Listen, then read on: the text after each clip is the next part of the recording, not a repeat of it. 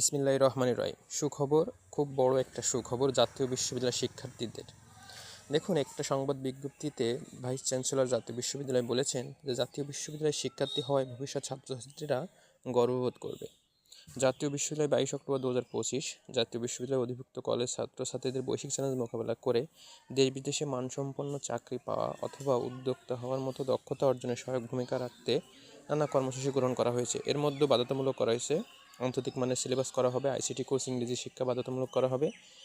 এবং আরও তিনি জানাইয়েছেন যে 2025-26 সালের জুন মাসের মধ্যে সকল সেশন জট মুক্ত হয়ে যাবে।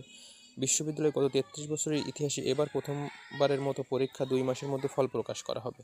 যে কোনো পরীক্ষা নেওয়ার পর 2 মাসের মধ্যে ফল প্রকাশ করা হবে।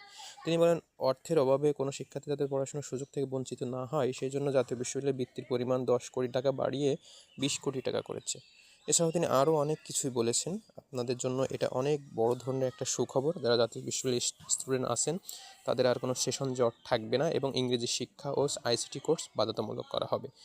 সবাই গুরুত্ব সহকারে পড়াশোনা করবেন, কারণ জাতীয় বিশ্ববিদ্যালয় খুব ভালো একটি